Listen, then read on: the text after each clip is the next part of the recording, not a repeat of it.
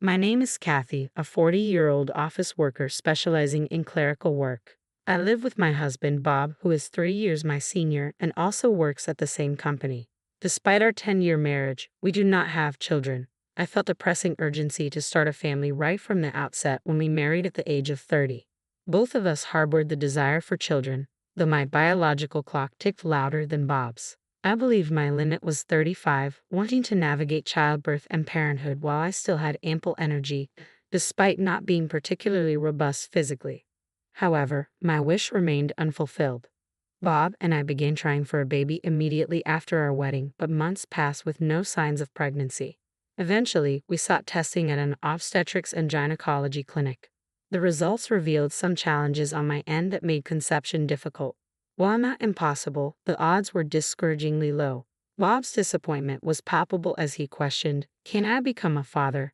Seeing him so crestfallen left me speechless.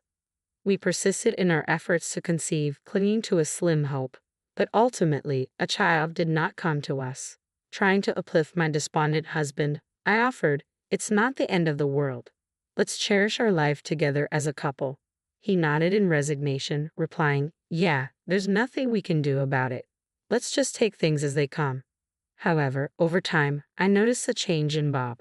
During our walks around town, seeing families with children would prompt him to muse, if we had a child, would we be enjoying outings like that on weekends?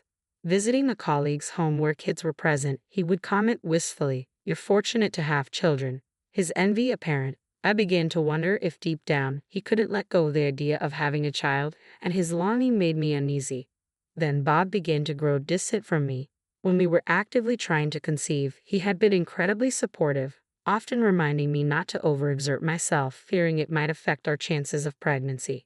He eagerly took on household chores and heavy lifting, always insisting, "I'll handle that," with a caring attitude. On weekends, he willingly shouldered the household responsibilities, reasoning, "You manage during the week."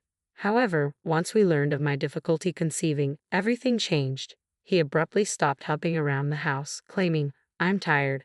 Household chores are a wife's duty, aren't they? He spent his weekends idling, either sleeping or absorbed in his smartphone. Suddenly burdened with more tasks, my health began to decline.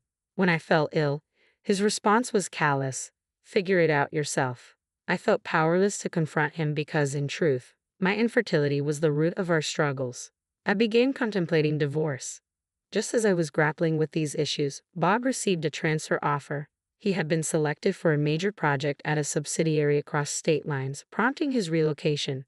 Naturally, assuming I would accompany him, I was surprised when he declared, "You needn't come. I'll go alone." Those words gave me pause. Perhaps his distance and coldness stemmed from frustration over our inability to have children. Separating temporarily might help him sort through his emotions, and we could possibly mend our relationship. Reluctantly, I agreed, saying, "All right, I'll stay here. Take care." I saw him off after his transfer. He returned home only about once a month, often leaving again soon after. While this became routine, I cherished those brief visits, believing that if he truly disliked me, he wouldn't bother to return. As time passed, Bob gradually began to change. Initially unchanged, he eventually softened. He started bringing me gifts, saying, "I picked this up for you. Enjoy." Despite his limited time, he accompanied me on shopping trips and checked in on me, asking, "Are you all right? Is something bothering you?" I began to believe he was reverting to his former caring self. Initially slated for a 1-year assignment, Bob ended up staying for 2 years due to project delays. By the second year, he ceased mentioning our inability to have children. When we encountered families with children, he no longer expressed bitterness but instead remarked, "We couldn't have children together, but I've made peace with it." I felt a wave of relief knowing he had come to terms with our situation. 2 years later, he completed his work assignment and returned home to me. "Welcome back. You must be exhausted." I greeted him. "I'm finally home. Now we can be together," he replied with calmness. Yet our peaceful reunion was short-lived. Upon his return, he approached me with surprising news. "There's a young relative in my family who had a baby before marriage. She feels unable to raise the child alone due to her age. Would you consider adopting the baby?" His proposal caught me off guard. "What's going on?" I asked in bewilderment. He explained, "Since we couldn't have our own child, I thought adopting this baby and raising it as our own could be a solution." Overwhelmed by this sudden request, I asked for time to think. But doubts nagged at me. We had little contact with his family, exchanging Christmas cards once a year. Without a wedding ceremony, I knew little of his relatives. Reluctant to adopt a child from near strangers, I requested, could I meet the child's parents? I'd like to understand their situation better. He adamantly refused, asking, why does it matter who they are? Why this sudden interest? Sensing his defensiveness, I insisted on knowing more about the child's background and the father's whereabouts. He grew defensive, snapping, the father abandoned them. Okay, stop prying into their lives. It's about helping a child in need. His reaction unsettled me. Then he exploded, enough. If you won't agree to this, it's over between us. Leave right now. In his outburst, I sensed his true motive. He prioritized having a child at any cost, disregarding my feelings entirely. It was clear where I stood in his priorities, and I realized I had reached my breaking point. Okay, I'll gather my things and go, I stated calmly. Swiftly, I packed my belongings and left our home that very day. With nowhere else to go, I sought refuge in a motel near the train station. The divorce proceedings with my husband proceeded smoothly. We resolved everything through our respective lawyers to prevent any conflicts, settling matters like alimony, property division, and other issues without incident. Feeling uncomfortable working at the same company as him, I made the decision to resign and secured a new job elsewhere. With proficiency in computer skills and administrative assistant certifications, I secured a position at a small law firm. Adjusting to my new workplace took some time, but I soon settled into a routine and found peace in my daily life. Having lived apart from my husband for 2 years, returning to an empty home had become my norm. One day, about a year into my new job, my ex-husband unexpectedly appeared at my workplace, holding a small child. Surprised to see me at the reception, he blurted out, "What are you doing here?" Clearly taken aback. "I work here. Why wouldn't I be?" I replied, puzzled. His face drained of color. Curious about the child he held, I guided him to meet with my supervising attorney, where a startling revelation unfolded. "Sir, I've had doubts since this child was born a year ago. I don't believe he's biologically mine," he confessed. Understanding the gravity of the situation, I asked, "If it's confirmed that the child isn't yours, what do you intend to do?" "I'll seek a divorce from my wife," he asserted. Legally, paternity disputes typically need to be raised within a year of the child's birth. Even if a DNA test proves the child isn't yours, you may still be obligated to pay child support, the attorney explained calmly. "What? That's absurd," he exclaimed. "It's a legal reality supported by Supreme Court precedents," the attorney affirmed. As a clerk, I diligently recorded their conversation, and during my work, a realization dawned on me. My ex-husband had cheated during our marriage and fathered a child from that affair. Judging by the child's age and the timeline, it was evident the child was conceived around a year after he returned from a business trip. His uncharacteristic kindness towards me since that time suddenly made sense. I suspected it was guilt-driven. It seemed his current wife was a younger colleague from his workplace. Each time he spoke, his gaze towards me betrayed a hint of pallor, understandably so, as his former wife, with whom he attempted to leave for the child born of his affair, was now right before him. In the end, he conceded, "Fine, I'll undergo a DNA test first and then reconsider." With those words, he left, visibly crestfallen. Later that day, I confided in my lawyer, Mr. Williams, about the return of my ex-husband and our past divorce. Mr. Williams seemed taken aback and inquired, "Did you know you can claim alimony due to infidelity within 2 years of discovery? What are your intentions?" "Absolutely, I want to pursue it. I intend to claim it from both my ex-husband and his mistress," I affirmed. "Then let's initiate the process immediately. Thank you for your trust," Mr. Williams responded. Subsequently, through Mr. Williams, I pursued alimony claims against both my ex-husband and his current wife, formerly his mistress, ensuring they couldn't evade their financial responsibilities. I directed the claims not only to their residence but also to their workplaces and his in-laws' address. Soon after, I received a call from my ex-husband.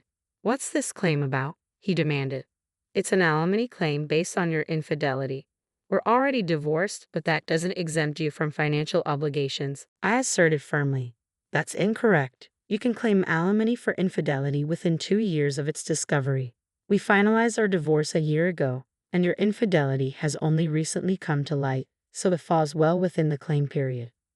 At that moment, a woman's voice I didn't recognize intervened and took over the phone. Hello? What's this claim about? She demanded. Caught off guard by her sudden confrontation, I asked cautiously, who am I speaking with? I'm his wife. Withdraw at least my part of this claim, she insisted firmly. But claiming alimony is a natural step after being betrayed, I countered. Listen, he told me he was single. I believed him and started a relationship. I had no idea he was married at the time, she argued defensively. That doesn't change the fact that you had an affair with my husband, I retorted. I'm demanding $20,000 from each of you. Our child will need financial support as they grow, she insisted. We can't afford such a large amount of $40,000. I responded. That's not my concern. You both work, and he holds a decently high position, so I don't see a financial issue, she shot back. Because of your claim, he's been demoted and had his pay reduced. I've also been downgraded to part-time, causing a drop in our income. We simply can't manage to pay such a sum, I exclaimed, my voice rising with frustration. Then ask your parents to cover it. I won't back down. I absolutely won't pay, she insisted firmly. Amidst her raised voice, he returned to the phone. I understand the financial strain this claim may cause, but I cannot withdraw it, I asserted firmly. By the way, let me share something significant while we're on this topic, I continued. What is it? He asked with evident curiosity. Do you recall we underwent fertility testing a few years ago? I queried. Yes, I remember. It revealed I had an issue, but you also had a problem, he recalled. You might find this surprising, but the test results actually indicated that both of us had fertility issues, I revealed calmly. You're joking, right? He responded incredulously. It's true. Although I had a known issue, the results showed you had one too. I chose not to disclose this to spare you the time, but I still have the test report. Would you like me to send it to you? I offered sincerely. No, that can't be true. It's impossible, he protested, clearly taken aback. The doctor explained that both of us faced challenges, not just me. When you heard about my issue, you left the office abruptly before hearing the full details, I clarified. That's a lie. It must be a lie, he muttered, evidently overwhelmed. In reality, the doctor confirmed there were significant challenges on both our sides. I had intended to keep this to myself, but I see no reason to hide it now, I concluded firmly. I told him, let's leave it there. I'm busy, and hung up the phone. Afterwards, I successfully secured a total of $20,000 from each of them for emotional distress. $40,000 in total. She refused to pay, leaving Bob to shoulder the entire burden. Later on, Bob did arrange for a DNA test for the child, confirming his fears that the child wasn't his. It seemed he contemplated divorcing his wife, but with impending child support and emotional distress payments, he felt compelled to remain in the strained marriage with his former affair partner. Financial constraints due to his demotion further tied his hands. I learned from him during his visit to pay the compensation that he hoped I would raise the child with his strong-willed affair partner. He confided that if he had custody, he planned to use it as an excuse to end their relationship. Recently, tensions have escalated in his household and work has become difficult amidst judgment from colleagues about their adulterous reputation. As for me, I've grown accustomed to my single life and enjoy a peaceful existence. I have plans for a trip with friends during the next long holiday. Despite being alone, my days are fulfilling.